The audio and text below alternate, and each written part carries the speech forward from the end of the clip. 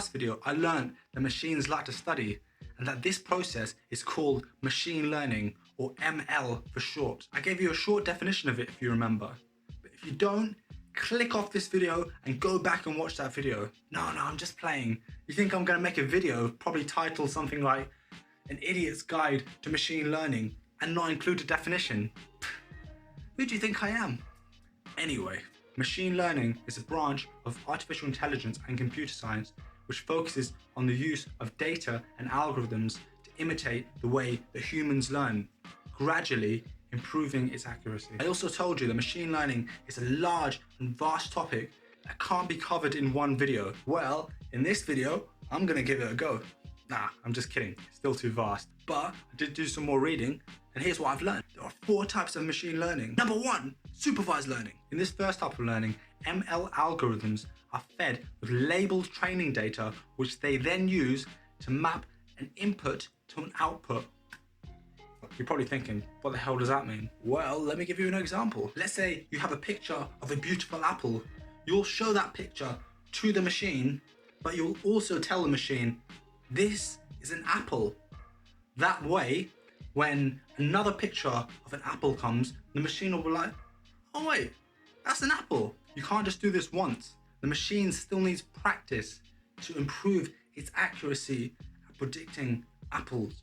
Just to add, the label training data is the section where you tell the machine, this is an apple. So essentially you're giving the machine an instruction and saying, this is that, okay? They call this labeled data because the data has essentially been tagged or annotated with key information regarding its characteristics, and essentially it makes it easier for the machine to distinguish and understand what it is.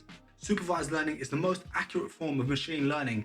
However, the labeled data that it relies on is very hard and expensive to create. That's why the next machine learning method was created. Number 2, unsupervised learning. The difference between unsupervised and supervised learning is the presence of labeled data, or should I say, the absence of it, because unsupervised learning does not include labeled data.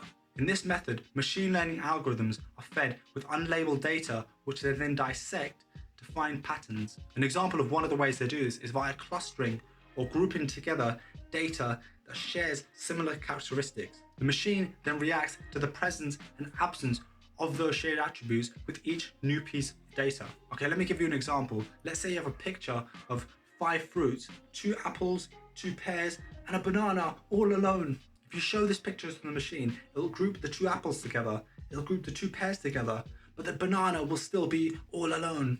Now the machine doesn't know what these 3 different types of fruit are, but it does know that they are different. Now when you show a new picture of fruits to the machine, it will look back into its data set and it will sort those new fruits into groups that they share most similarities with. Great! This method is cheap and seems relatively straightforward. Why not use it all the time? Well, there are downsides to not using labeled data. That is accuracy. Unsupervised learning is a lot less accurate than supervised learning. I wonder if there's a way we can merge the two.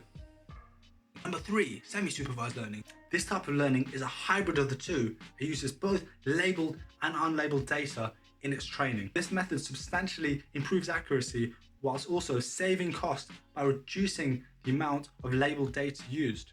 To explain this example, let me take you back to school. Picture a classroom. The machine is the student.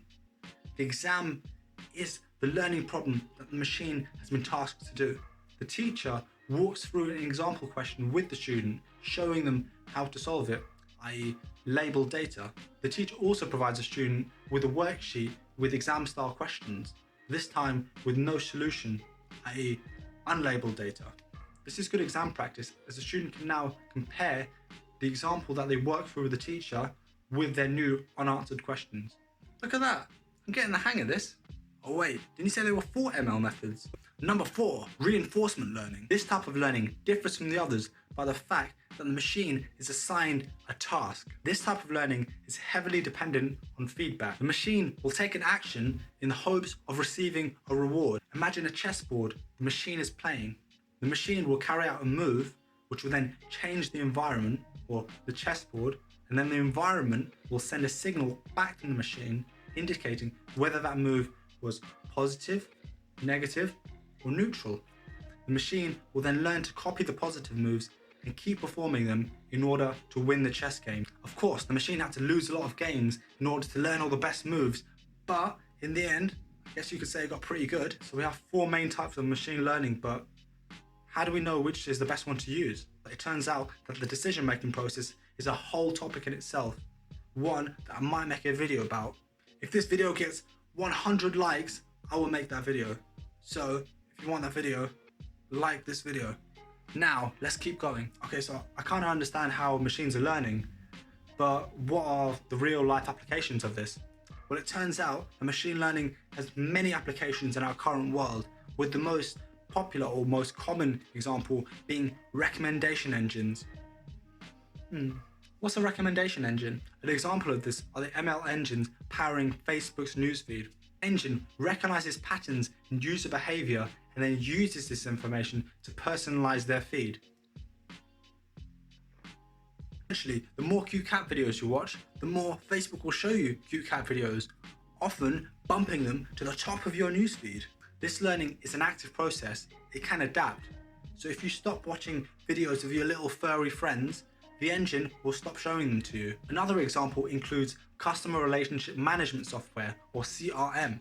This software can use ML models to analyze customer emails and then prompt sales team members to reply to the most important ones first. More advanced systems even suggest appropriate email responses. Wait, are you telling me machine learning can help me answer my emails? Count me in. Self-driving cars also use machine learning algorithms. Cameras and sensors in the car collect data on the environment, interpret it, and then warn the driver if necessary. Sweet. Does that mean I can finally fall asleep on the wheel? Turns out the answer is no. No. Keep your eyes on the road. These are only a few of the many examples of machine learning used in the world today.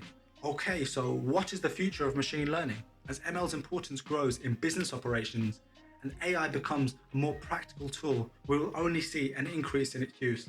Currently, ML-based AI models require extensive training to produce an algorithm optimized for one single task. However, research is being done to make models more flexible, seeking techniques that will help machines use the information gained from one task and apply it to another task. Alright, that's the end of the video. Just want to shout out TechTarget and Louis Bouchard. Their information on ML really helped in the writing of the script.